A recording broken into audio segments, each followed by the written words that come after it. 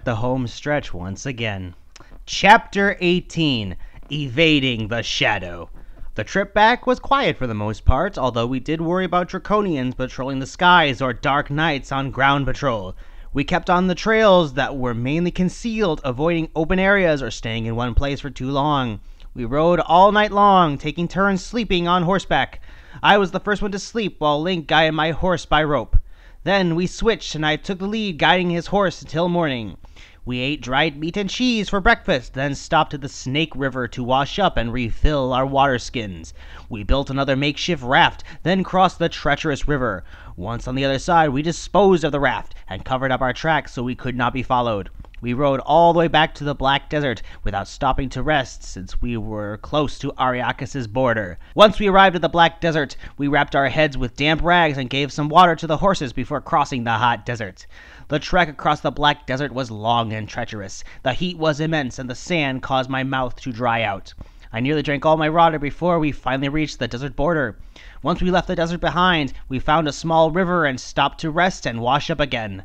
Link and I sat under a huge burlap tree, enjoying the shade it provided while we ate bread and cheese.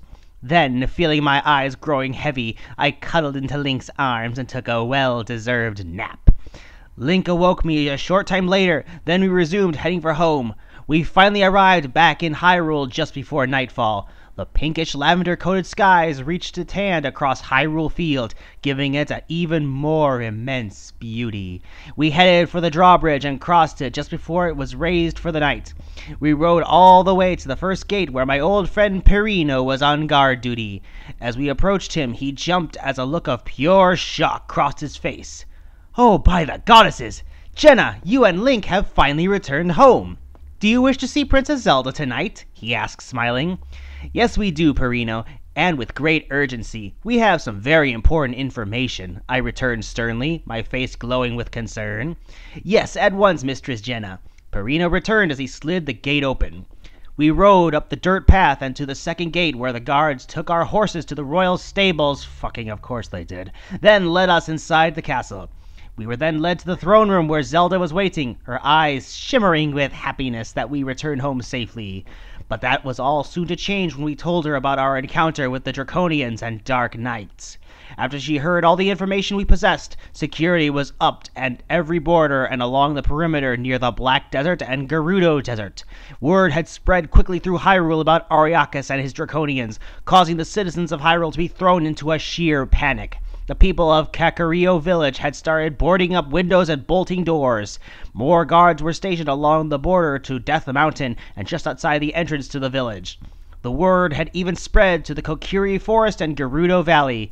The Gerudos had started upping their defensive training and attack strategies. The Gerudo leaders were pushing all their women from as young as 14 to enter the harsh Gerudo training grounds to hone in on their attack skills. Security had become tight-lipped among their hideout. Only persons possessing Gerudo membership cards were allowed within its halls. So, the same as usual then, I guess. Even the peaceful Kokiri had started training in the arts of attack and defense. Mido had made sure that he would not go without some way of protection for his forest or people. So every Kokiri was equipped with a Kokiri sword and small crossbow. Each were trained under the Know-It-All brothers, whose knowledge in arts of fighting were widely known. The Zora and Goron had even prepared for war. Security was even more tight-knitted among them. No one was allowed to enter the Goron city unless they knew the song of the royal family, and the Zoras admitted no one unless they were in direct contact with the royal family. Even as peaceful as these races had known to be, they became more warlike, steeling themselves for battle with the threats of a surely deadly enemy as Ariakis. I watched as most of Hyrule prepared for impending doom, their very lives being thrust into a state of turmoil. Fear had spread throughout the entire countryside with the knowledge that a Dark Knight on a dragon back could attack them any time.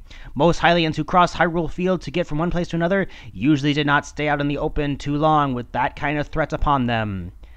You really think that the Hylians aren't used to this kind of shit? But there were precautions taken to try to prevent any Draconians from entering Hyrule airspace. Watchtowers were put up along the borders to the Black and Gerudo deserts. One was even stationed at the infamous Spirit Temple, where Nabaru stayed in close contact with. But even with the watchtowers in place, no one could be sure that a Draconian patrol small enough could slip past the watchtowers and cross Hyrule border. Plans were put into the works by Princess Zelda to establish an air patrol of some kind, ground patrol that had been covered with knights on horseback. But with something patrolling the skies above, the threat of Draconians crossing the borders from above might be minimalized. But there really weren't any creatures big enough except dragons and griffins to carry a full-grown human. The only other creatures big enough that could fly were the Unipegs that lived to the south of Hyrule in the Mystic Rainforest. But the only problem was, the Unipegs were a peaceful, non-warlike race. These winged beauties lived peacefully among the forest, caring for the trees and creatures that live among them. The Unipegs also don't trust anyone like the Griffins, yeah, keep telling yourself that, and usually will run at the sight of a human. It was said that the only way to gain a Unipeg's trust is you have to be pure of heart, and you must also believe in them. If your heart was pure but you didn't believe in the Unipegs, then they wouldn't come to you and vice versa. Not even that. No one would even be so lucky to even find the Mystic Rainforest. This forest is under a magical spell. The properties of the forest keep changing, so no one knows whether you're in the right forest or not. Also, the forest only shows itself fully under the lights of the full moon. Zelda was not too sure if the Unipegs would even want to involve themselves in someone else's problems, let alone engage in a war, but she wanted to try anyway. This was the last hope for establishing air patrol, so she sent a small envoy along with 2 diplomats representing Hyrule to the Mystic Rainforest. 2 days later, the convoy returned with the Unipeg leader, which came as a surprise to everyone. After the Unipeg leader met Princess Zelda, Link, and I, he agreed to help us with our knights to patrol the skies. The only setback was the steady insistence that they would not engage in combat with any dragons. Since horse meat was a dragon's favorite meal, the Unipegs would have made a fine delicacy for the dragons, and that was something the Unipeg leader didn't want to risk. He said that their people had been living in secret inside the rainforest to protect themselves from evil, especially dragons. So the Unipegs prepared themselves for a whole new way of life. Carrying humans on their backs took some time to get used to, especially for their riders. But not too long afterwards, the knights and Unipegs were working hand in hand, patrolling the skies with such marvelous grace, flying with the swiftness of a Kari in flight. Soon thereafter, Unipegs carrying Hylian knights on their backs could be seen flying over Hyrule Field. With the knowledge that some of Hyrule's best were patrolling the skies, most Hylians became unafraid to travel across Hyrule Field. Though the dangerous threat still remained, Ariakas with his evil horde of Dark Knights and Draconians from the Shadow Realm. Weeks passed with no sign of Ariakas and his evil knights. Then one day, all of that was about to change. Link and I had made one of our usual trips to Lake Hylia with our fairies and son to watch the sunset. Since I was now 7 months pregnant, fuck you, I had to regularly get out for fresh air. Link and I found our usual spot on the top of the highest hill facing west, just 6 feet from the lake's bank, and snuggled down into each other's arms. I held our son in my arms while I breastfed him. Our fairies had situated themselves at each other's sides, except Arya, who landed on my left shoulder while I fed little Link. A cool breeze rustled gently across the sea, causing sweet smells of approaching autumn to brush against our noses. With a gusty sigh, I backed up against Link's chest and snuggled my cheek against his, while his gentle, deep blue eyes were transfixed towards the lake. I had always enjoyed these peaceful times with Link.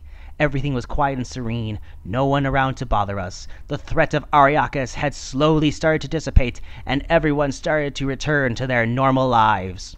Or so we thought. The sun's last rays started to disappear over the horizon. Its golden orange lavender rays stretched its reach over the lake, causing it to glisten like small diamonds. I watched in awe, like I always had done, as the reddish orange ball disappeared over the horizon, giving way to the deep blue color of the approaching night. Small white lights started to line the sky as Link and I got up and brushed ourselves off. I wrapped our son in a tan wool blanket and we proceeded to gather the horses and headed home, when I felt a sudden whoosh behind me. Suddenly I turned towards the lake, shadows of dancing objects in the wind. You keep using the word. I don't think it means what you think it means. Moved across the lake's surface, but I saw nothing that caused that sudden rush of cold wind behind me. I turned back around wearily and walked over to my horse. I patted the horse gently on the neck, then proceeded to fasten Link Jr. into his small saddle. After he was secured on his saddle, I mounted my mare and moved over to Link, who had just fixed his saddlebags. But as I waited for Link to mount his stallion, I couldn't help but feel as if we were being watched. After Link mounted his horse, I moved in closer to him so that I was directly next to his ear. Link, I don't know if you feel it too, but do you feel as if we are being watched? I asked him, barely audible, while my eyes watched nervously forward. Link paused for a moment, then turned to face me. Are you sure, Jenna? I don't sense anything of that stature. Maybe you're just nervous about something, Link said softly, and he placed a warm hand on my cheek. I don't know. I cannot help but feel as if something is watching me, staring at me with evil eyes. I don't know about you, but I am anxious to leave and go home. I think that you're just worried about something, but if you want to leave, my love, then we will. Link cupped his other hand on my cheek and pulled my face close to his. But to make you feel better, love, I will give you a nice hot sponge bath when we get home. Link said soothingly as he inclined his lips to mine. You keep using the word. I don't think it means what you think it means. After a minute of peaceful eternity, I looked deep into his eyes. You always know how to make me feel better. And that's one of the reasons I married you, I said softly against his lips, then inclined to them again. The moments we spent locked in each other's kisses seemed to tickle to an eternity of pure bliss, as our soft kisses soon gave way to deeper, more passionate kisses. As we held the blissful position, I suddenly felt warm and peaceful inside. The feeling of being watched soon left my body and opened up to ones of pleasure. Then we drew apart, and I took Link's hand and nuzzled my cheek into his palm. I don't know what came over me. I suddenly feel foolish for thinking that something was watching me, when it must have all been a dream. Really? That's your choice of words? I said, feeling slightly embarrassed. Link took his hand, lowered it to my chin, and lifted my head up until our eyes met again. I don't think you're foolish, my love.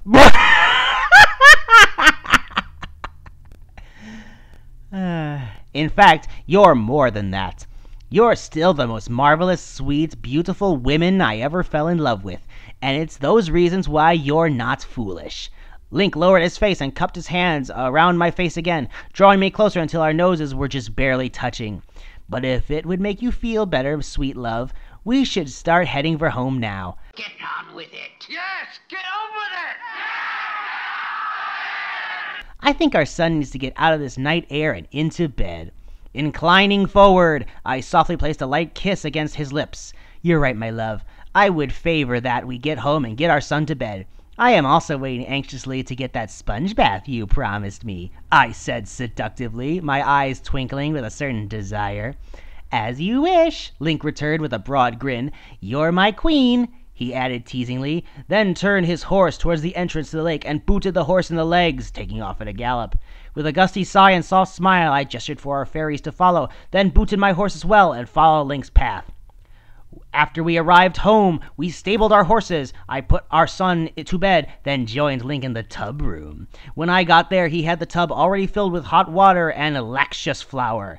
Taking my hand in his, he removed my robe and gently lifted me into the tub. Then I felt his broad hands against my shoulders as he begun to firmly massage them. As his gentle hands worked my sore, tired muscles, and the soothed vapors of the laxus flower penetrated my nose, I began to feel relaxed. My body loosened up, and Link's soft and gentle words begun to race through my mind. I felt my eyes slowly close as the good feeling of being pampered caused me to drift into a state of pure bliss. I just sat there while Link massaged me, then bathed my body, removing the dust and dirt I picked up while caring for our house. But as my pregnancy progressed, chores were getting harder and more tiring to do. Oh! I'm so glad you decided to remember that being pregnant has a toll on one's body. Too bad it's too late for me to feel sympathy for you. So I decided rather than take heat from Link from taking on overbearing responsibilities, I'd let him handle most of the housework like he did during my first pregnancy, until I gave birth. So I mentally decided that from that day forward until I had our second child, I would take it easy and relax. After Lynx bathed me, he helped me out of the tub and handed me my light blue halter gown. I took it gently from him and slid it down over my body. The dress was snug and semi-tight fitting, so it left nothing to the imagination. Holy shit, look at the fucking knobs on her. Lick my asshole, you dim-witted prick! It was one of Lynx's favorite things to have me wear, even though my belly stuck out. After his eyes looked me over with a lingering desire, he decided to push aside those feelings for now, and took me by the hand and led me downstairs. We gathered the fairies and decided that since the night air was brisk and cool, we should enjoy the rest of the evening on the porch swing. We went outside and sat down on the swing. I cuddled into Lynx's arms as he pushed the swing and caused it to move in a gentle rocking motion. Then I felt Lynx's muscular arms slink around me, pulled me into his gentle embrace. I just rested my head against his chest and listened to the soft chirping sounds of crickets for a few moments until Navi decided to stir up a conversation about the upcoming fall harvest. We just sat there, talking in meaningless dribble about who was going to be setting up decorations, or just who might be the next lucky girl to win the dance contest.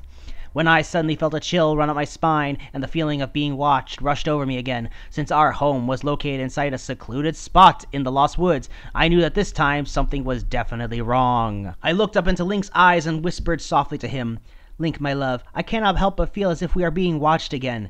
I know that this seems crazy, but this time I know I'm not just worried, that there really is something out there watching us." I lowered my head and nestled closer to him, seeking the protection of his strong arms. "Whatever it is, it's causing me to shiver with a cold fear," I said in a shuddered voice. Lynx lowered his head so that his lips were brushing my cheek. His warm breath tickled my skin. He took my hand in his and brushed his lips across my cheek. "Don't worry, my love. I built this house inside a secluded spot. It would be too hard for anyone to find us without knowing the way." Lynx took his hand and gently lifted my head up until our eyes locked. "Jenna, my dear wife, I have never been one to doubt you. I have always trusted your instincts, even though I find it hard to believe that." Just then Navi cut in. "Shh! Do you hear that?" Navi said in a whisper, her blue aura flickering wildly. Gently, Lynx lowered my head and cocked his long, sensitive ears towards the sky, sitting in a dead silence while he quietly listened for any strange sounds. I, too, focused my hearing on the dead silence of the night, waiting for any strange noises. After a few minutes went by with nothing being heard except the soft chirping of crickets and the sounds of each other breathing, Lynx lowered his head and looked back at Navi. "Navi, I hear nothing. What is it you heard?" Navi questioned, slightly annoyed. "It sounds like a low, eerie grumbling noise, and I feel as if we're being watched," Navi said, then silenced everyone again. "There it is again," she said as she cautiously floated towards a small clump of bushes, a light blue trail of fairy dust trailing behind her as she moved closer to the bush, each move she made taking in heed. Then she paused for a moment just a few feet from the bush, as if she was examining it. We watched in dead silence as she just floated there, her aura flickering wildly. Then suddenly her aura changed onto a bright red as she shakingly started floating backwards. Lynx and I dropped off the swing and slowly made our war to the end of the porch. "Navi, what's wrong?" Lynx called out to her, worried. "Lynx? Jenna, I suggest we get the hell out of here," Navi cried as she turned around and started flying a fast pace towards the house.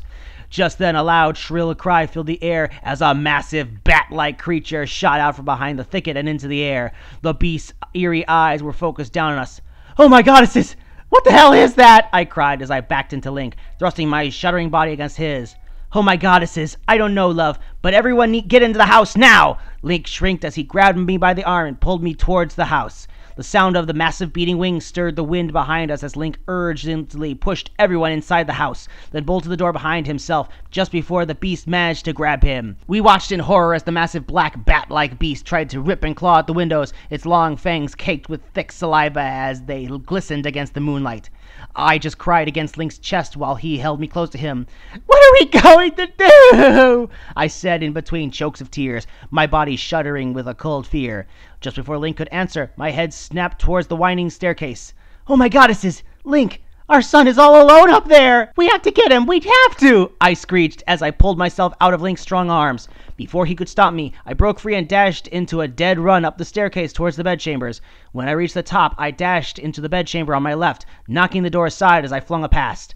Grasping and out of breath, I hobbled quickly over to the crib where our son was lying and reached my arms over the side to grab him when a loud death shrill echoed through the room, rattling the windows relentlessly.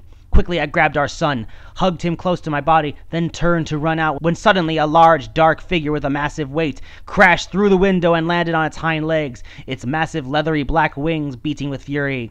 Then the beast curled back its twisted lips, revealing a long, sharp, white fangs dripping thick saliva, while its chilling, deep blood-red eyes looked me over with such evil that it could send cold shivers up my spine.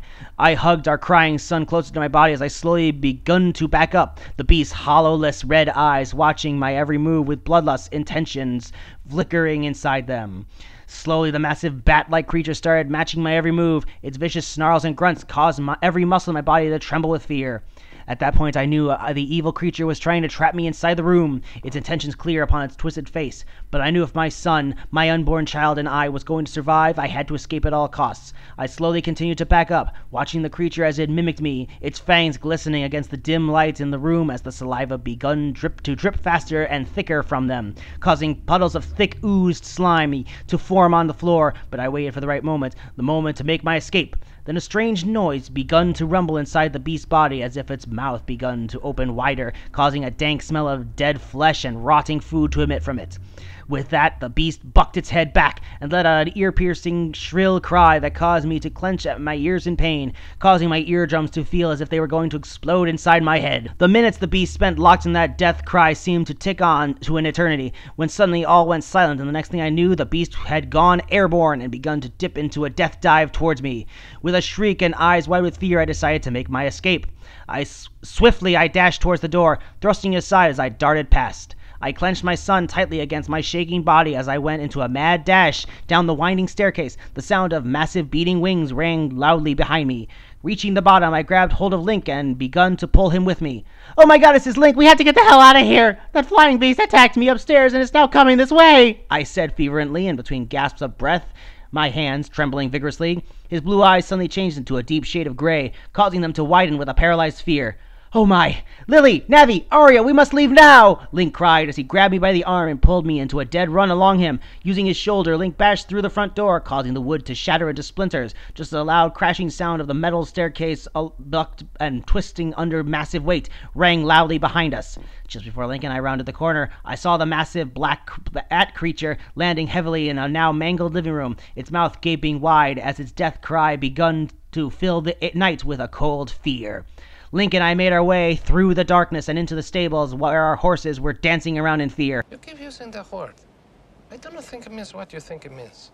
Their eyes rolled back as they frightened whinnies filled the surrounding area. We proceeded to free the horses, allowing all but two to run out of the barn and into the deep thicket of the forest. Quickly, Link saddled Midnight Star and Epona, then threw our saddlebags over them. "Jenna, quickly! Saddle our son, then mount! We must leave quickly!" Link said with urgency as he rallied our fairies and then mounted his stallion. "We must hurry and ride to the castle to take Sanctuary!"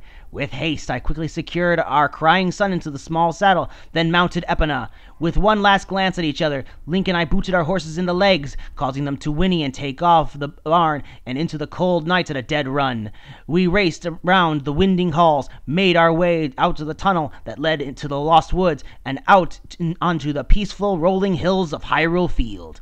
I lowered my head down against Epona's white mane as it whipped wildly in the wind, the howling noises of wind rushing past us, causing the silence of the night to be filled with chaos. Slowly the castle started to come into view, just as the loud, shrill cry of the bat beast rang through the forest, followed by the sound of massive leathery wings beating in the air.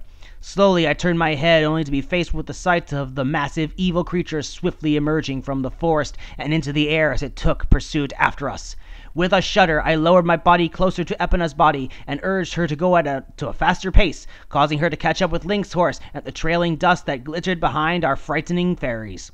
We pushed on. The visions of the castle came closer into view. The silhouette soon gave way to the sight of the shimmering stone that formed the castle walls. "Link, we must hurry! The beast is in pursuit!" I shrieked over the cascade noises raced through the night, my hands twitching nervously on the reins.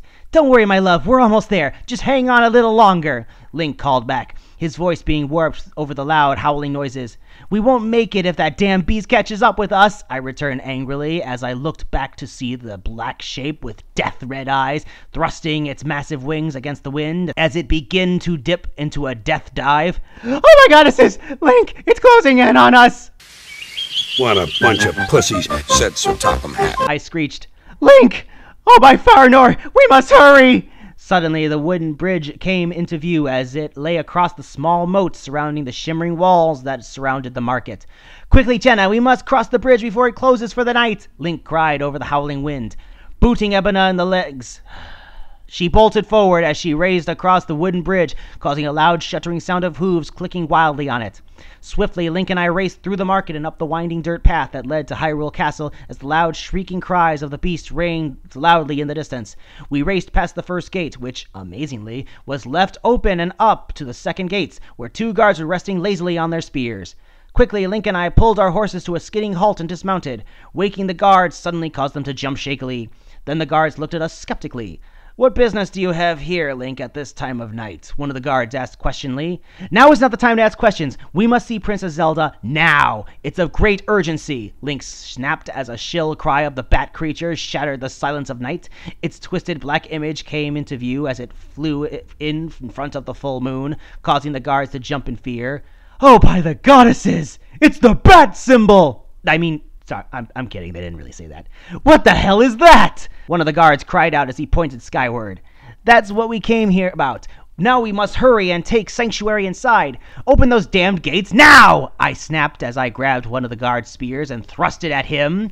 Without any questions, the guards hastily opened the gates, allowing us to pass. I unfastened our son from his small saddle, then hastily followed Link and the guards into the sanctuary of the castle, abandoning everyone in the town to their fate, you fucks. Upon entering the castle, Link grabbed one of the serving girls that was passing by and told her to go and wake Princess Zelda. A skeptical look crossed her face, but without haste, she walked quickly in the direction towards Zelda's bedchambers. We were then directed to the throne room. A few minutes later, Zelda joined us along with her father in the throne room, tired and annoyed looks upon their faces. Zelda swiftly approached us, her blue eyes glowing with irritation.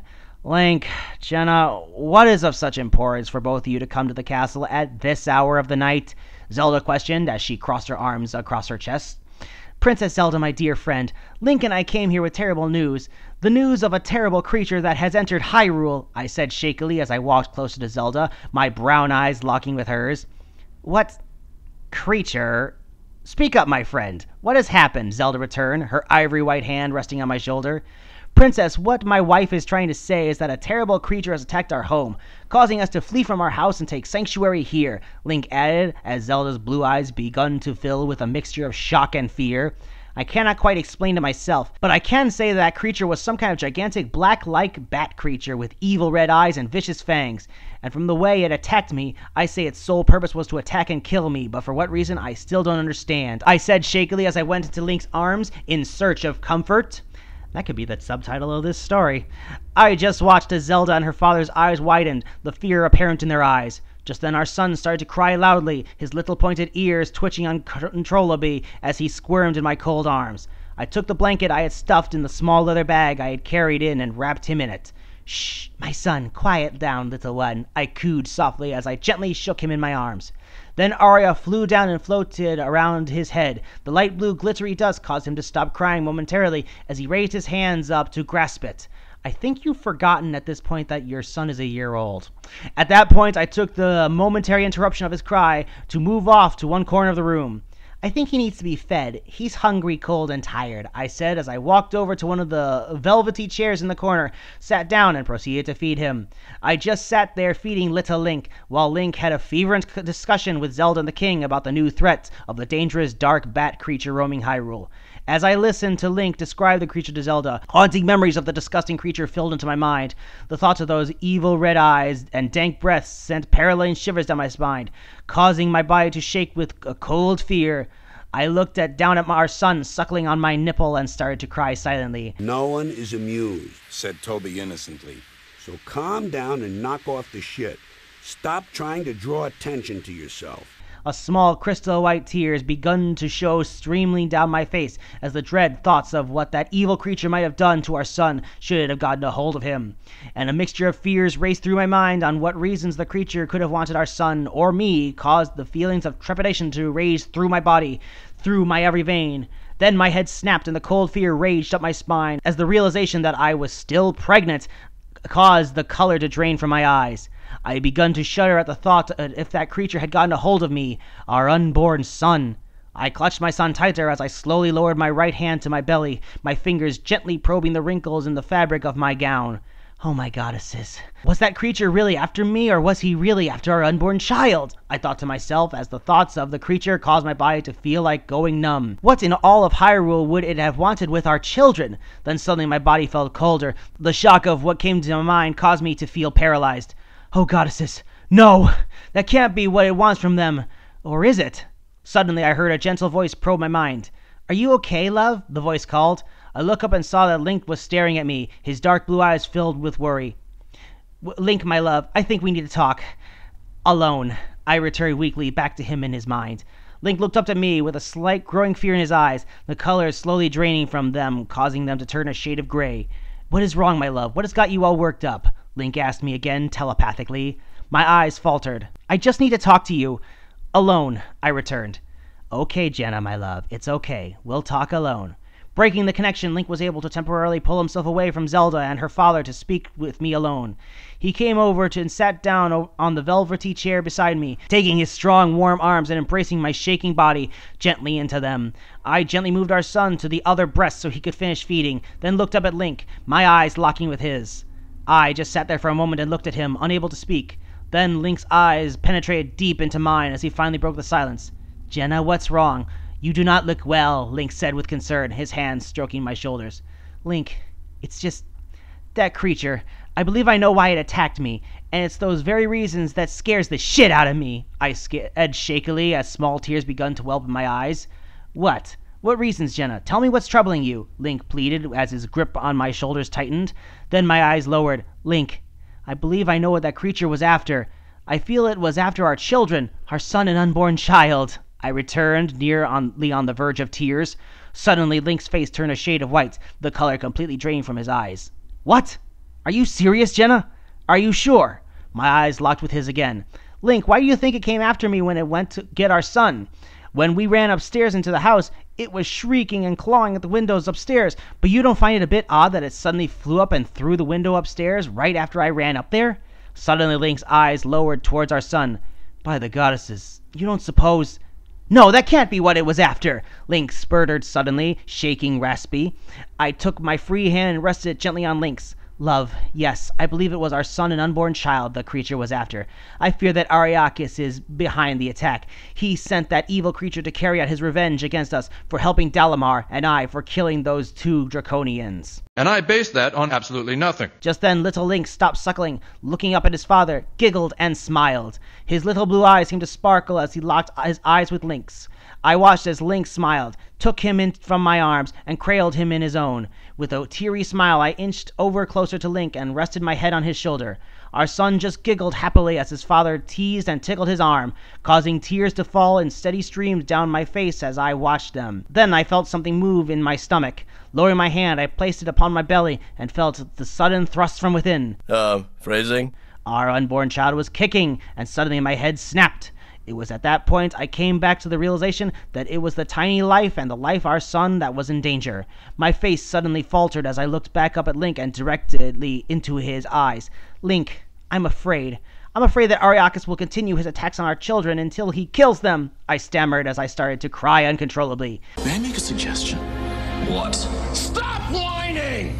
I fear that Ariakis will stop at nothing until he extracts his revenge on us. I felt Link's warm palm on my cheek as he kissed me gingerly. Then he handed our son back to me as he gently embraced me again. Slowly he rocked me in his arms while I cried. All the fears inside caused my stomach to clench up. Shh, Jenna, it's all right. I swear by my own life that I will not let anything befall you or our children.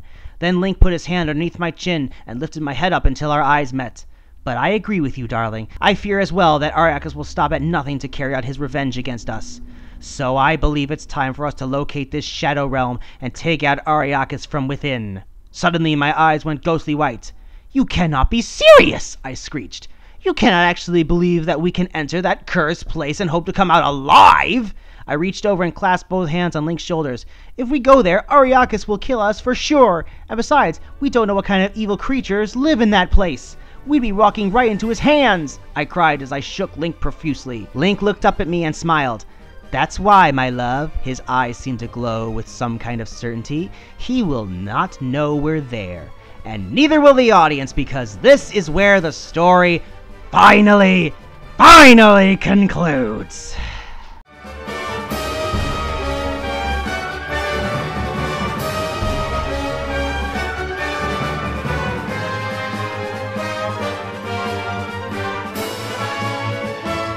All that remains is my final thoughts, which I promise will be up by next week. We won't have another situation that we've had so far with the last 2 chapters. But before we get to that, there's still that long-ass author's note at the beginning of the story that I skipped over. I think it's time we take a step back and look at that as well. It sheds a lot of light on what just happened in the last few chapters. See you then.